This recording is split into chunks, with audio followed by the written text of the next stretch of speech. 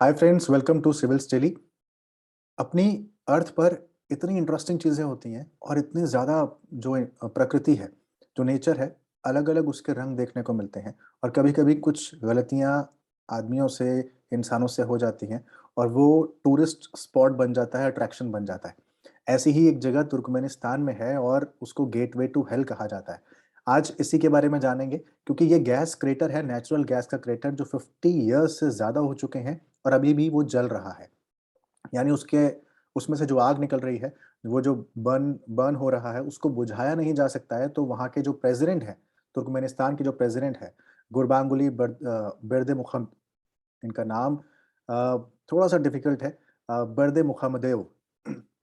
उन्होंने बोला है कि हम इसको अब कोशिश करेंगे कि ये जो है इसको बुझाया जा सके ताकि जो एनवायरनमेंट को जो नुकसान पहुँच रहा है, जो हेल्थ रीज़न्स की वजह से जो आउट ऑफ कंट्रोल सिचुएशंस हो रही हैं, उसको हम लोग ठीक कर सकें। ये इसका पूरा एक सिनेरियो था, तो आज सिविल से लेके एक्सप्लेनर में बात इसी की करेंगे कि क्यों इसे गेटवे टू हेल कहा जाता है और क्यों 50 साल से ज़्यादा से समय हो चुका है और ये अभी भी जल रहा है ना? तो प्रीलिम्स के लेवल के लिहाज से yes, locations are important. Mains के लेवल के लिहाज से एनवायरनमेंट और ज्योग्राफी का इम्पोर्टेंट हो सकता है जब हम की natural resources across the world के डिस्ट्रीब्यूशन की बात करते हैं वहाँ पर और एनवायरनमेंट में कि हेल्थ पर इश्यूज़ क्या हो सकते हैं, मीथेन गैस का क्या इम्पोर्टेंस है और साथ में ये भी देखना है कि तापी जो गैस पाइपलाइन है, जो तुर्कमेनिस्तान से इंडिया तक की है, उसके बारे में थोड़ा-सा हम लोग देख लेंगे। ये सीडी के रिचुअल्स हैं, आप जानते हैं, बर्निंग इश्यूज़ से लेकर डेली एमसीक्यूज़ हम आपके लिए रोज़ लेकर आते हैं। तो ये कॉन्टेक्स्ट था, मैंने आपको बता दिया। तुर्कमेनिस्तान के जो प्रेज़िडेंट हैं बर्दे मुखमदेव, उन्होंने अरे बाप रे बाप! क्या नाम है ये? तो उन्होंने बोला है कि भई इसको गेटवे टू हेल को अब बंद करना बहुत ज़रूरी हो गया है। हालाँकि साइंटिस्ट ने कुछ मिसजज किया था, वो क्या था मैं आपको दिखा दूँगा। ये आप देख रहे हैं, ये एक डेज़र्ट है, काराकुम डेज़र्ट जो तुर्कमेनिस्तान में पड़ता है। उस डेज़र्ट में ये है पूरा का पूरा क्रेटर नेचुरल गैस का जिसमें लगी हुई है 50 सालों से आग, फायर। तो लोकेशन इसकी काराकुम डेज़र्ट 260 किलोमीटर्स अवे है तुर्कमेनिस्तान की कैपिटल अश्गाबाद से।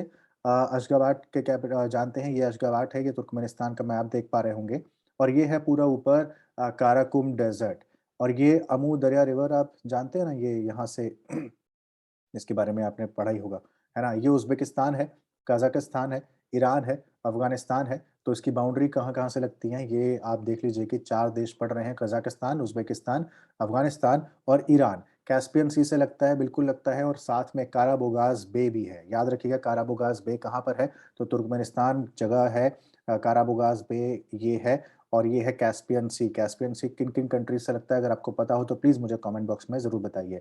बहुत ही आसान इसका एक निमोनिक है याद करने का, अगर आपको वो निमोनिक पता है तो प्लीज़ मुझे बताइए। नहीं पता याद करने का वो निमोनिक, वो शॉर्ट फॉर्म तो भी बताइए देन आई विल आंसर।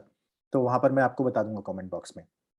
तो कैस्पियन सी से कौन-कौन सी कंट्रीज़ लगती हैं, ये आप मुझे बताने वाले हैं और ये तुर्कमेनिस्तान का मैप आप ज़रूर देख लीजिए, ये अश्गाबाद है, कैपिटल है, यहाँ से 260 किलोमीटर्स दूर है, ये है काराकुम डेज़र्ट और यहीं पर पड़ता है ये गेटवे टू हेल, जो कि है नेचुरल गैस का क्रेटर और ये है आपका उज़्बेकिस्तान, ये है कज़ाकिस्तान। कज़ाकिस्तान के ऊपर मैंने एक वीडियो अभी लेकर आया था, वहाँ की इमरजेंसी क्यों लगाई गई है वहाँ पर, है ना? अगर आपने नहीं देखा तो प्लीज़ उसको देख लीजिएगा कि वहाँ पर इमरजेंसी लगी हुई है, उसका रीज़न तेल के दामों में बढ़ोतरी और उसके बाद वहाँ की जनता उतरी सड़कों पर और उसके बाद बहुत कुछ बदल गया।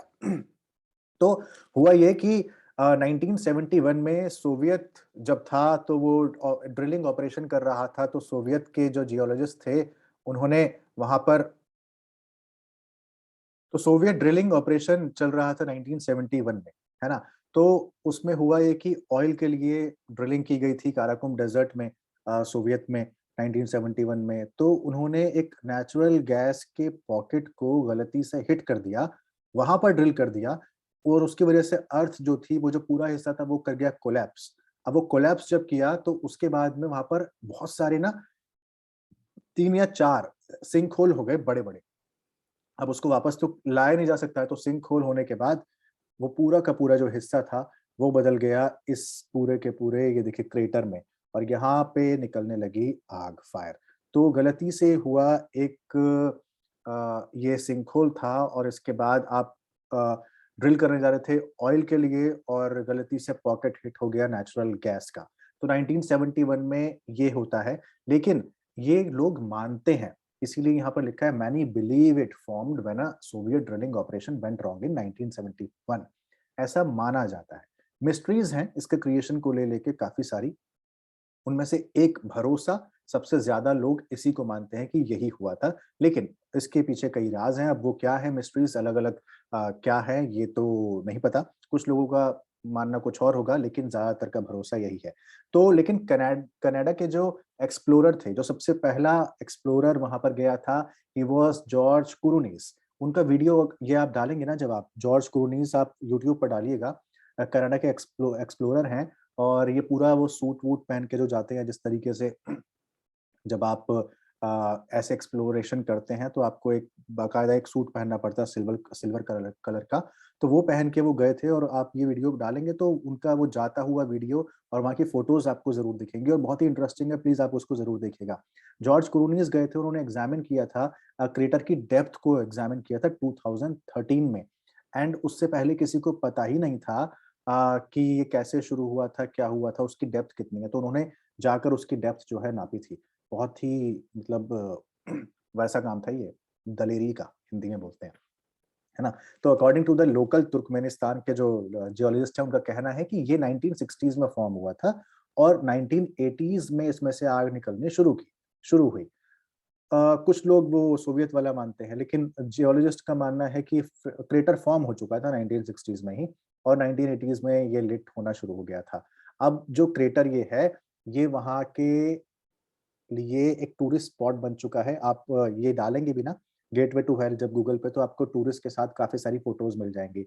यहाँ जाते हैं लोग फ़ोटोज़ खिंचवाते हैं, कोने पर बैठते हैं, ये देखिए यही महाशय यहाँ बैठे हुए हैं, इनको ये नहीं पता कुछ हो गया तो ख़ैर इसीलिए द कंट्रीज़ प्रेज़िडेंट ने इसका ऑफ़िशियली रीनेम इसको कर दिया था और गेटवे टू हेल की जगह इसको कहा था गेटवे टू हेल तो कहा ही जाता है लेकिन कह दिया था shining of Karakum. Karakum desert का ये शाइनिंग शाइनिंग ऑफ काराकुम है क्योंकि इसकी वजह से आप रात में भी इसको आप देखेंगे तो जलता हुआ दिखाई देगा और दूर से आपको पता लग जाएगा कि यहाँ पर कोई क्रेटर है जो लगातार जल रहा है। ये देखिए शाम के समय की ही फ़ोटो है ये दोनों, है ना?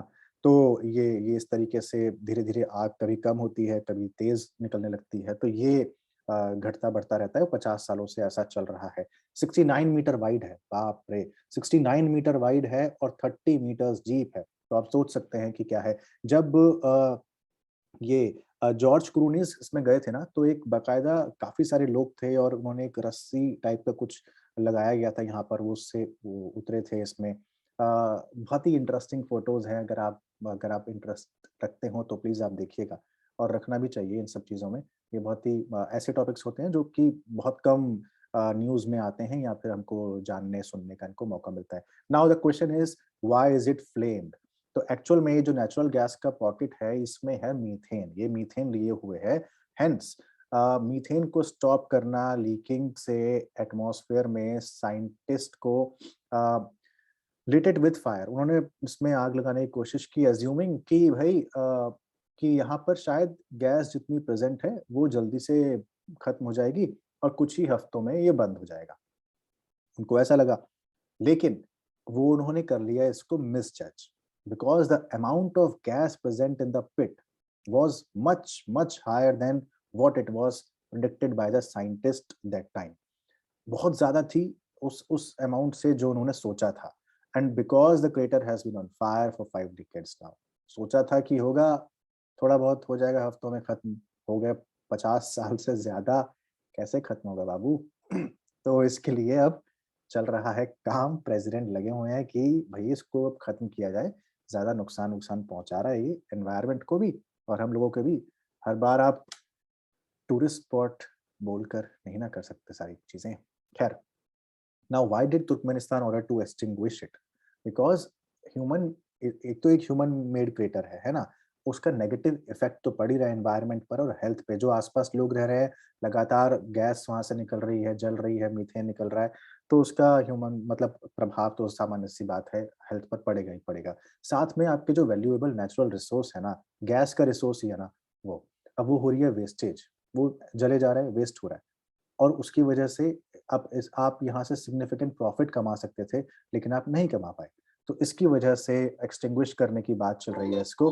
Now how harmful are methane leaks, कैसे कितनी हार्मफुल होती हैं? आप जानते हैं कि ग्राउंड लेवल ओजोन को बनाने में प्राइमरी कंट्रीब्यूटर होता है मीथेन, है ना? हजार्डस एयर पोल्यूटेंट है। जब आप एयर पोल्यूटेंट के बारे में पढ़ते हैं तो मीथेन उसमें जरूर आता है, और ग्रीन हाउस गैस भी है, exposure to which cause 1 million premature death every year. सोच सकते हैं अब आप, 1 मिलियन 10 लाख प्रीमेच्योर डेथ होती है एवरी ईयर, तो कितनी ज्यादा घातक हो सकती है मीथेन लीक, समझ सकते हैं। मीथेन बहुत ही पावरफुल ग्रीन हाउस गैस भी है। Over a 20 year period it is 80 time more potent at warming than carbon dioxide, है ना? CO2 से ज्यादा पोटेंशियल है इसमें वार्म करने का। इस वजह से भी इसको सबसे मतलब ज्यादा पावरफुल ग्रीन हाउस गैस माना जाता है। तो इन दोनों चीजों को देखते हुए आप समझ सकते हैं कि ये कितना ज्यादा मुश्किल पैदा कर सकती है। अब ये तो हमने देख लिया, और ये पूरा का पूरी बात थी गेटवे टू हेल की, यानी कि उस नेचुरल गैस क्रिएटर की, जो कि क्रिएट किया गया, मैन मेड है, मतलब मैन द्वारा। खैर, फटाफट से देख लेते हैं कि जब हम तुर्कमेनिस्तान की बात कर ही रहे हैं तो और वहाँ के पाइप गैस की बात कर रहे हैं, तो वहाँ पर एक गैस पाइपलाइन की बात हुई थी, Tapi. What is Tapi? This is 4 country का शॉर्ट फॉर्म है, एक्रोनिम है, तुर्कमेनिस्तान, अफगानिस्तान, पाकिस्तान और इंडिया। यानी Tapi pipeline natural gas pipeline थी, जिसको एशियन डेवलपमेंट बैंक की हेल्प से, पार्टिसिपेशन से डेवलप करने की 1990s में बात हुई थी। 1814 किलोमीटर, 1814 किलोमीटर 4 कंट्री से निकलेंगी, और गलकनिश गैस फील्ड है, ये है गलकनिश गैस फील्ड। यहाँ से होते हुए हेरात होती है, हेरात कहाँ है? अफगानिस्तान से होती हुई, और कांधार, क्वेटा, क्वेटा पाकिस्तान से होती हुई, मुल्तान, डेरा गाजी खान से होती हुई, भारत, फाजिल्का, इंडिया तक आएगी। कहाँ से आएगी? गैल्कनिश से होती हुई अफगानिस्तान, पाकिस्तान और भारत तक आएगी। तो ये 4 कंट्रीज इसमें शामिल होंगी। 1990s में प्रोजेक्ट की बात की गई थी, तुर्कमेनिस्तान में गैस रिजर्व के एक्सपोर्ट की बात की गई थी, ताकि तुर्कमेनिस्तान को भी उससे फायदा हो, और गैस का फायदा अफगानिस्तान, पाकिस्तान और भारत तक पहुंच सके। कंस्ट्रक्शन स्टार्ट हुआ था 2015 में तुर्कमेनिस्तान में, अफगानिस्तान का सेक्शन स्टार्ट हुआ 2018 में फरवरी में, और दिसंबर 2018 में पाकिस्तान के सेक्शन को कमेंट्स करने की बात चल रही थी। पर चूंकि अब वहां पर अफगानिस्तान में तालिबान का शासन है, और उससे पहले तालिबान की कुछ गतिविधियां चल रही थीं, जिसकी वजह से ये प्रोजेक्ट जो है रुक गया था, और रुके हुए प्रोजेक्ट को वापस चालू करना तालिबान की सत्ता में ये थोड़ी-सी मुश्किल पैदा कर सकता है। अब कितनी मुश्किल होगी, ये तो आने वाला वक़्त बताएगा। ख़ैर फिलहाल हमारे लिए जानना केवल इतना ही ज़रूरी था कि कौन-सा बैंक शामिल है, कितनी कंट्रीज़ से है, कितनी किलोमीटर्स है, कौन-सी गैस पाइपलाइन है गैल्कनिश और फाजिल्का तक आएगी, रास्ते में पड़ेंगे 2 देश। तो ये पूरी थी जानकारी। शाइनिंग ऑफ काराकुम अगर मैं पूछूँ क्या है, तो आप मुझे बता सकते हैं कि नेचुरल गैस क्रेटर है, कहाँ पर है? तुर्कमेनिस्तान में है। गेटवे टू हेल किसे कहा जाता है? नेचुरल गैस क्रेटर को कहा जाता है। कहाँ पर है? तुर्कमेनिस्तान में है। क्यों फ्लेम हो रहा है? Because of methane. लोगों को लगा था, साइंटिस्ट को, कि कुछ हफ्तों में खत्म हो जाएगा, जला देते हैं, लेकिन वो खत्म नहीं हुआ, 50 सालों तक तो लगातार जल रहा है। कहाँ पर है? Karakum desert. अब काराकुम डेज़र्ट कहाँ पर है? हम लोगों ने देख लिया, काराकुम डेज़र्ट कहाँ पर है? तुर्कमेनिस्तान में है। कैस्पियन सी से लगता है? बिल्कुल लगता है। कोरा बोगास बे कहाँ पर है? तुर्कमेनिस्तान में है। ये सारी चीज़ें हम लोगों ने आज देख ली, और पहले explorer George Kourounis. Thank you so much. बहुत-बहुत ख़्याल रखिए। क्रिएटर की तरह आपके अंदर यूपीएससी की जो आग है ना, वो जलनी चाहिए। कितना मीन था ये। ख़ैर, लेकिन अच्छा भी था, नहीं? तो यूपीएससी निकालिए और पढ़ते रहिए। बाहर जा रहे हैं तो प्लीज़, प्लीज़, प्लीज़ अपना बहुत-बहुत ख़्याल रखिए। ओमिक्रॉन है, अभी नहीं गए, ओमी भैया यहीं पर हैं, तो ओमिक्रॉन से बच के रहिए, सोशल डिस्टेंसिंग मेंटेन रखिए, अपने हाथों को धोते रहिए, सैनिटाइज़ करते रहिए, मास्क लगाना मत भूलिएगा, ठीक है? थैंक यू सो मच, बहुत ख़्याल रखिए, शुक्रिया।